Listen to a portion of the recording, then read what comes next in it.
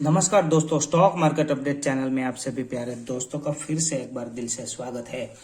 आज के इस इम्पोर्टेंट वीडियो में हम बात करने वाले हैं ब्रांडकॉम ग्रुप के बारे में, यानी कि बीसीजी स्टॉक के बारे में। यदि आपके पोर्टफोलियो में ये स्टॉक मौजूद है तो दोस्तों आपको ये वीडियो कभी मिस नहीं करनी चाहिए, क्योंकि आज के ये वीडियो में हम बात करने वाले हैं ब्रांडकॉम ग्रुप के बारे में 10 पॉइंट स्टडी एनालिसिस। और ऐसा एनालिसिस दोस्तों आपने कभी पहले नहीं देखा होगा, ये हमारा दावा है। तो यदि ब्रांडकॉम ग्रुप के बारे में आप A to Z इन्फॉर्मेशन पाना चाहते हैं तो ये वीडियो की एक भी पार्ट को आप मिस ना करें, क्योंकि ब्रांडकॉम ग्रुप कंपनी की टोटली डिटेल हमने इस वीडियो में कवर करने की कोशिश की है। और ये वीडियो को देखने के बाद ब्रांडकॉम ग्रुप के बारे में आपको किसी भी वीडियो को देखने की ज़रूरत नहीं रहेगी, ये हमारा दावा है।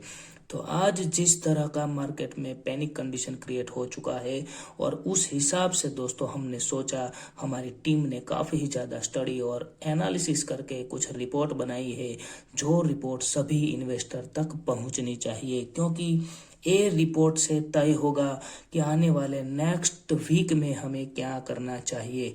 तो यदि हमारा एक कदम गलत साबित हुआ तो दोस्तों हम काफ़ी ही ज़्यादा बुरी तरह फंसने वाले हैं। ये बात 100% आप लिख के रख लीजिए, क्योंकि ब्रांडकॉम ग्रुप के बारे में अभी भी जो कुछ चल रहा है उसके पीछे का रीज़न क्या है किसी को पता नहीं। लेकिन आने वाला नेक्स्ट वीक ब्रांडकॉम कंपनी का फ्यूचर तय करने जा रहा है। ऐसे में ये स्टडी एनालिसिस आपको काफ़ी ही ज़्यादा हेल्पफुल रहेगा, ये हमारा दावा है। इस वीडियो में हम बात करेंगे ब्रांडकॉम ग्रुप कंपनी की वो 10 पॉइंट्स जिसको आपको कभी मिस नहीं करनी चाहिए। और ये 10 पॉइंट स्टडी एनालिसिस के बाद हम बात करने वाले हैं इस कंपनी के बिजनेस स्ट्रक्चर के बारे में। इस कंपनी ने कौन कौन देश में दोस्तों किन किन कंट्री में अपनी ब्रांचेस है, उसके बारे में हमने कुछ लेटेस्ट रिपोर्ट बनाई है, वो भी हम इस वीडियो में ही डिस्कस करने वाले हैं। तो वो काफ़ी ही ज़्यादा इम्पोर्टेंट रखने वाला है। तो चलिए टाइम ना वेस्ट करते हुए दोस्तों वीडियो में हम आगे बढ़ते हैं। लेकिन हर वीडियो की तरह हमारी एक छोटी सी रिक्वेस्ट रहती है, यदि आप चैनल पे पहली बार है तो प्लीज़ सब्सक्राइब जरूर कर लेना, क्योंकि आपकी एक सब्सक्रिप्शन और आपकी एक लाइक से हमें काफ़ी मोटिवेशन मिलता है। तो चलिए बात करते हैं सबसे पहले पॉइंट के बारे में, तो वो है मार्केट कैपिटलाइजेशन। दोस्तों ये डाटा हमारी टीम ने 1 मार्च का कलेक्ट किया है, उस हिसाब से सभी इंफॉर्मेशन 1 मार्च 2022 के हिसाब से यही रिपोर्ट की गई है। ऐसे में आपको कुछ बात सीखने को मिलेगी। फर्स्ट पॉइंट है मार्केट कैपिटलाइजेशन। तो दोस्तों इस कंपनी का मार्केट कैपिटलाइजेशन है 14,115 करोड़, और उस हिसाब से ये कंपनी स्मॉल कैप में आती है। जिस इन्वेस्टर के पास दोस्तों इसमें इन्वेस्टमेंट किया है और इस कंपनी की पूरी डिटेल पता नहीं है, उसके लिए ये वीडियो काफ़ी ज़्यादा हेल्पफुल रहने वाला है, ये बात आप श्योर रखें। कुछ न कुछ आपकी वैल्यू में ऐड जरूर होगा। दूसरे पॉइंट की बात करें तो वो है दोस्तों इसका रिटर्न। और रिटर्न के मामले में यदि देखा जाए तो 1 मार्च के पहले वीक में दोस्तों 1 मार्च से पहले वीक में -19% का रिटर्न इस कंपनी ने दिया है। 1 मंथ में -31% का रिटर्न। लेकिन दोस्तों पिछले 1 ईयर में 1,835 करोड़ का 35% का रिटर्न इस कंपनी ने इन्वेस्टर को दिया है। ऐसे में 5 ईयर की बात कर लेते हैं तो वो है लगातार पिछले 5 सालों से एक कंपनी 1900% का रिटर्न दे चुकी है।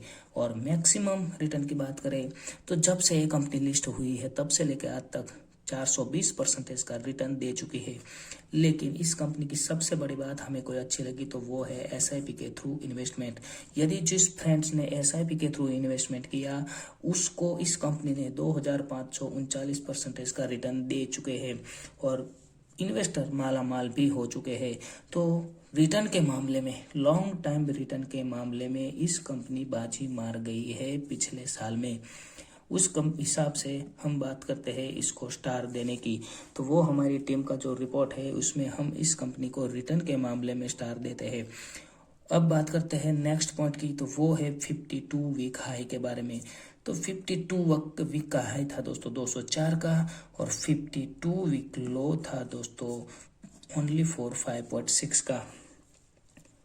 अब बात करते हैं इस कंपनी के पांचवें पॉइंट के बारे में, तो वो है फाइनेंशियल रेवेन्यू। 2020-21 की इसकी फाइनेंशियल रेवेन्यू थी दोस्तों 2855 करोड़। बहुत बड़ी अमाउंट होती है। और 6 पॉइंट के बारे में बात कर लेते हैं, तो वो है नेट प्रॉफिट। किसी भी कंपनी का नेट प्रॉफिट ही उसकी असली स्ट्रेंथ होती है। उस हिसाब से इस कंपनी ने 2020-21 में 483 करोड़ का नेट प्रॉफिट जनरेट कर लिया है। तो प्रॉफिट के मामले में भी हमारी टीम इस कंपनी को स्टार देती है। अब 7 पॉइंट के बारे में बात करें तो लास्ट क्वार्टरली रिजल्ट के बारे में हम डिस्कस करते हैं। तो लास्ट क्वार्टरली रिजल्ट दोस्तों इस कंपनी का रहा है जून के क्वार्टर का 105 करोड़, सितंबर के क्वार्टर का 212 करोड़ और दिसंबर के क्वार्टर का 331 करोड़ का। और इसी 3 क्वार्टर के रिजल्ट को कुल मिलाकर देखा जाए तो अभी तक इस कंपनी ने 688 करोड़ का नेट प्रॉफिट जनरेट कर लिया है। तो नेट प्रॉफिट के मामले में तो एक कंपनी दूसरी कंपनी से बहुत आगे जा चुकी है, और उस हिसाब से प्रॉफिट के मामले में हम पहले ही स्टार दे चुके हैं।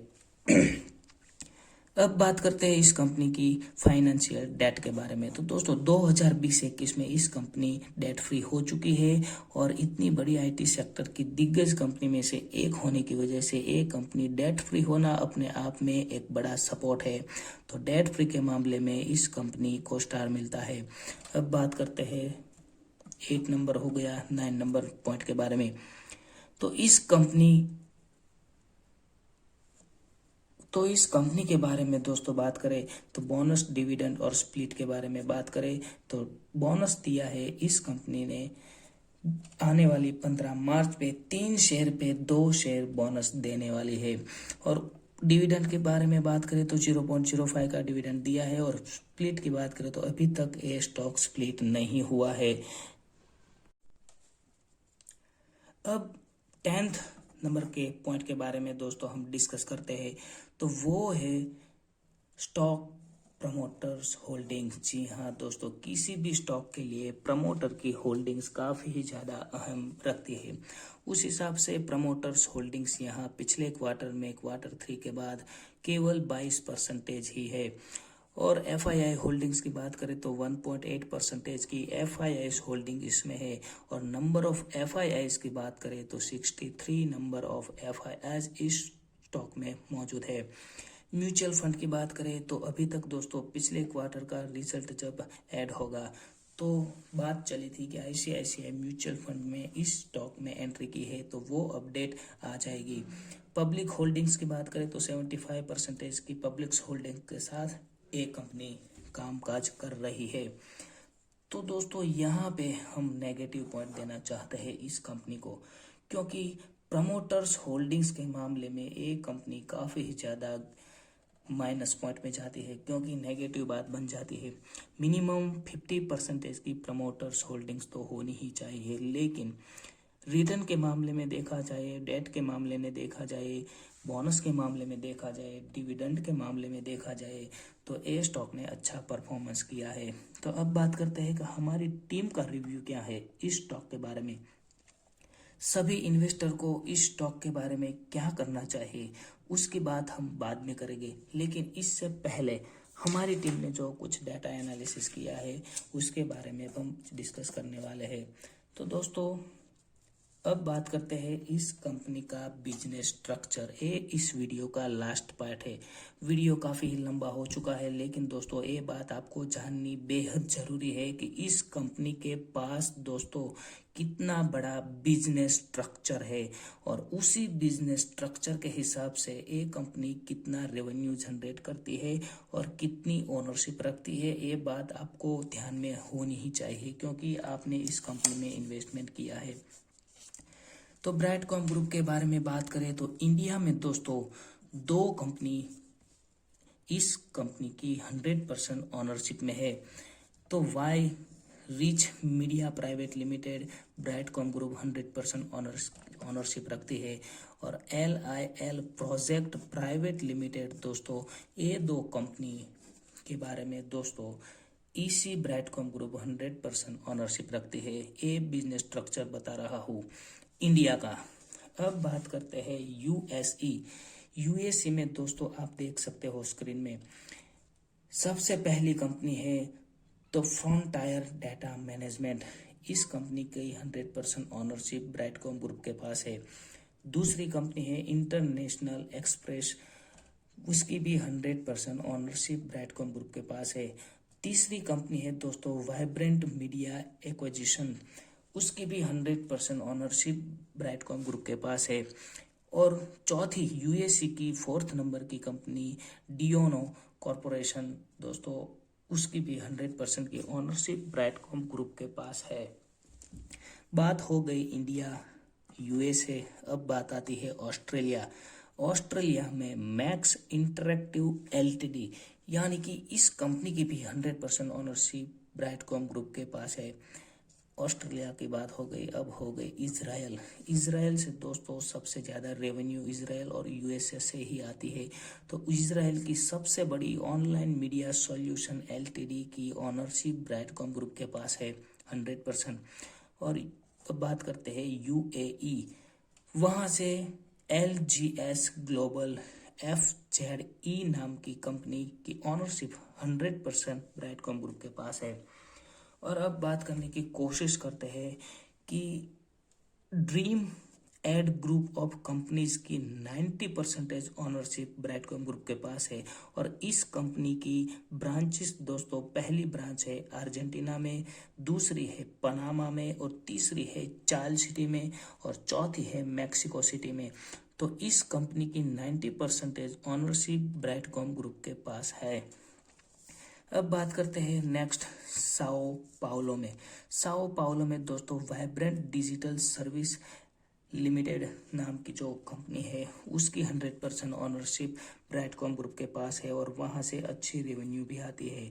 और ब्राज़ील, लास्ट में ब्राज़ील में भी उसकी वाइब्रेंट डिजिटल सर्विस एलटीडी की ब्रांच मौजूद है और उसकी भी 100% ऑनरशिप ब्राइटकॉम ग्रुप के पास है। दोस्तों, ये बिजनेस स्ट्रक्चर का डाटा हमने ब्राइटकॉम ग्रुप की ऑफिशियली वेबसाइट से ही लिया है। वो आप यदि वेरीफाई करना चाहते हैं तो ब्राइटकॉम ग्रुप की ऑफिशियली वेबसाइट में जाके वेरीफाई कर सकते हैं। तो उस हिसाब से इसी 10 देशों में से दोस्तों, 9 देशों में से 1 2 3 4 5 6 7 8 कंट्री में से इस कंपनी का रेवेन्यू आता है। और सबसे ज़्यादा रेवेन्यू आता है यूएसए और इजराइल से।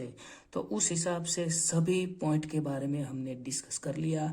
अब हमारी टीम का रिपोर्ट क्या बताता है एज ए इन्वेस्टर के लिए, इन्वेस्टिंग के लिए, तो वो आप स्क्रीन में देख सकते हो। तो दोस्तों इसी स्टॉक में हमें नेगेटिव पॉइंट कौन से दिखे है, तो इस स्टॉक में हमें नेगेटिव पॉइंट दिखे हैं प्रमोटर्स की लो होल्डिंग। जी हाँ, प्रमोटर्स की लो होल्डिंग के मामले में हमें इस कंपनी में नेगेटिविटी दिखती है। लेकिन इस कंपनी में पॉजिटिव बात भी है, वो है बिग रिटर्न डेट फ्री और आईटी सेक्टर की दिग्गज कंपनी में से एक मानी जाती है। तो दोस्तों इसी 3 पॉजिटिव बात के साथ नेगेटिव बात भी बतानी चाहिए, वो हमारा फर्ज है। यदि ये सभी डेटा आप चेक करना चाहते हैं तो बीएससी और एनएससी की ऑफिशियली वेबसाइट पे जाके आप चेक कर सकते हैं और वेरीफाई कर सकते हैं। हमारा मकसद आप तक सच्ची और कंपनी के बारे में सभी इंफॉर्मेशन देना था और ये वीडियो आपकी स्टडी के मजबूत बनाने के लिए है। इसीलिए हमारा ये वीडियो को देख के आपको कभी इन्वेस्टमेंट नहीं करना चाहिए। आपको अपनी इन्वेस्टमेंट अपनी स्टडी के मुताबिक करनी चाहिए। ये अपने ब्रदर की एक छोटी सी राय भी सुन ले। ऐसा स्टडी एनालिसिस यदि दोस्तों आपने पहली बार नहीं देखा है, किसी आज से पहले नहीं देखा है, तो प्लीज़ इस वीडियो को लाइक कर देना, क्योंकि आपकी लाइक से हमें और भी स्टॉक के बारे में ऐसा स्टडी एनालिसिस करने का मौका मिलेगा। तो ऐसे ही इम्पोर्टेंट अपडेट पाने के लिए दोस्तों हमारी चैनल के साथ बने रहिए। Thank you so much. जय हिंद।